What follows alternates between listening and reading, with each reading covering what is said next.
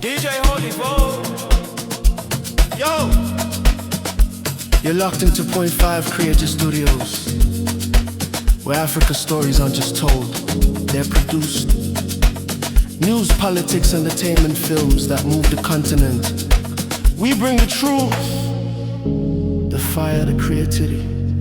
Your world, powered by African storytelling. Point 5 Creative Studios. Point 5 Creative Studios. Point 5 Creative Studios. Point 5 Creative Studios. Point 5 Creative Studios. Vagari vemumasvingo havasi kufara nemaitiro ari kuita kanzuru yemumasvingo. Hanzi kanzuru yemumasvingo iri kungochera makomba yosiya zvakadaro, havaisekana chinoratidza kuti pane gomba apa. Mushure mekunge Peter Sauro, mukomana wekumozambiki, anyura muna Zimuto Road, ndo pazotanga nyanga yese iyi, ndo pazotanga kupopota vanhu kwese kwavari kuita izvi. Zvikanzi kansela wedu isu hatitomboziva kuti basa rake nderei isusu. Chaanombonyatsoita anenge achimbonyatsoita nezvei. Ndo zviri kutinetsa, ndo zviri kutishungurudza, because 2 years ago pakatombonyura futi umwe munhu. Ivo makomba acho avanenge vachichera, vanenge vachimbochererei? Ndo mubvunzo uri kubvunzwa nevanhu. Ko kana vapedza kuchera vanotadza kuvhara here?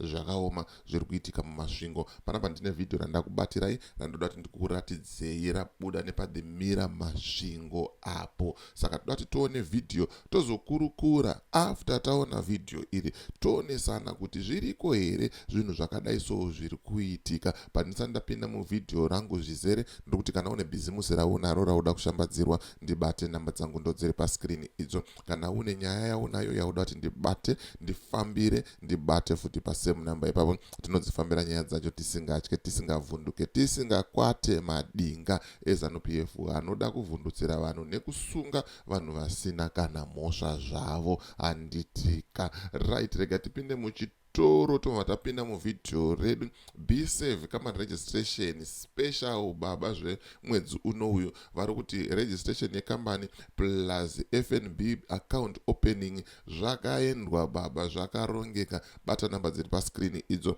Kana kuvhizita website yavo wotaura navo, vokurovera, vokuitira mudhiginyira wacho. Handitika. Usakanganwa kuvatarira kuti wabva nekuna DJ Holy vanobva vakusota ipapo.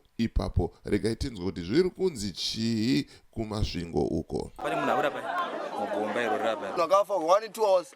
Ndioshamisika nemakomba anokucherwa nekanzuro mumaara muno. Vanongochera makomba kanzuro siyakadaro. Kadongorera kudai gomba rane mvura ikasvika pano. Pane rimwe rapamberi pavafirira munhu apa. Pakatowira mumwe mwana kuti guri rapera museri. Mwana uti grade 3 izvozvi. Wakawira imomo. Akazonyukurwa navamwe mai. Makomba anongosiwa kanzuro chaichayo kanzuro harizi kuti vari kugadzira chinyi. Tereni munhu mukuru ndogona kutowiramo. Ndonesikazivi pane gomba nokuda kuti bundo ravhara chii makomba aya. Kanzuro haisi kutibatsira zvakanaka. Makansela edu hatizivi. Hati kutibatsira kanzuro wedu hasi kuona zvoeducation nemvura nemurodi chaima hasi kutoona mageto youth. Kuparira mugwagwa yese nguva mamadhaka. Havachisiye katara yacho. Mazvizera ari kutarira munhu akafa 1 2 hours afa vanhu vachikona kuzobetsera. Kune paramediki iriko. Handiti. Kune maofisi, kune zvimwe zvinobetserawo.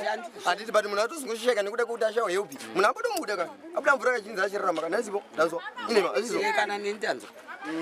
Azvizere ndiri kurarama tiri kuda kunyeperana hatina izvo vana akatarira munhu akafa kwenye mari aiwa. Saka isusu tiri kukumbira kuti batsiro tibatsirike muno kanzuro. Rodi yedu nezvinhu zvedu zvomunomara mukoapo zvongobva zvaguti. Bonzi makomba zvigi zvese nangwe vanhu vakutarira munhu akafa vachatotye zvinhu zvisingapotoitiki but hatichisiri kunzwisisa semaelder. Nangwe panyona vanhu vari kungowira makomba hatisiri kunzwisisa. Rodi yachona haisisi motogadzirisika nangwe zvinhu zviri kuitika muna tozvizivi. Kanzuro wavo tinotoipawo mhosva nokuti yakasiya yachera ikasasiya yavhara. Yaifanawo kana kuisa masimbi kana kutodzosera madhiramu wavo akavhara gomba raya kuti chero mwana kuita sekuti awira pasadi asanyura mumvura dzatoona atobudiswa vandati nevedu zvaari mupenyu munhu uye naye ndobva agadzikwa akazembera dhiramu ndobva ndati kumwana wangu manya ako unotora bhaketi timugezesi ndobva ndakumbira purasitiki ndapfeka purasitiki ndobva ndatanga kumugezesa mukomana wangu ane mbonje apa neapa saka mbonje manya atisi kuziva kuti mbonje aiwanepi apinda here mvura anayo kana kuti apinda ane chii tichipedza kumugezesa anga akudonha dai ndobva ndati kuna vamwe dai timudi timusumudze timubvisa pa ndobva iye ati musandisumudza asi paangati musandisumudza anga achiti ndidirei mvura apa saka ndopaanga atanga kutofakanyika achitoda kutotadza kuti achitazokuti ari kuzvisundira paimukomba pasumuka isi kutofunga kuti ari kusumuka achida kubva kuti aende kwati aida kumisa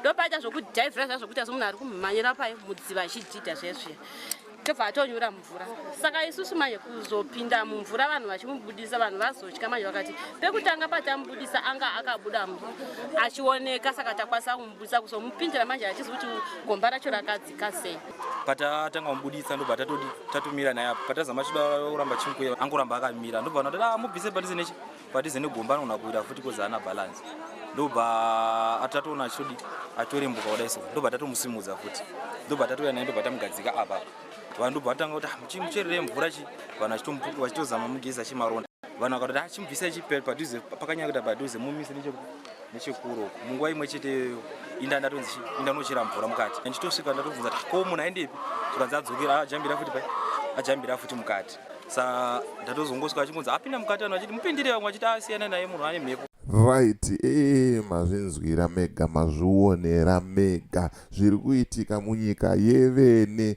munyika iri kunzi inovakwa nevene vayo handinyasoziva kuti vene kana vachiti vari kuvaka vari kumbonyasovakei pavari kuvaka pacho chaipo ndepapi because vanhu vari kungochema. We all know kuti muZimbabwe right now at the moment hamuna opposition yakamedzwa neZANU-PF. Vese vanoklema kuti ma-opposition vese havasi opposition, vanhu veZANU-PF. Nichinangwa chekuti vari kuda kuzosvika 2030 vachitonga. Ndopanda kubvunza paipai kuti vene basa ravari kumbonyasoita chairo nderipi. Migwagwa hapana zviripo. Makanselas hapana accountability iriko. Hakuna kana chimwe chete zvacho chatingati muZimbabwe chiri kufamba zvakanaka. Kanzuru inongosvikochera gomba, yachera gomba yosiya yoenda zvayo. Yozobudikira kana paita tsaona. Votanga kuda kumhanya. Ko makamborichererei gomba iri, makamborisiirei rakadaro. Hanzi munhu ane 2 hours aripo akafa, maona mapurisa angangoripo akangomira.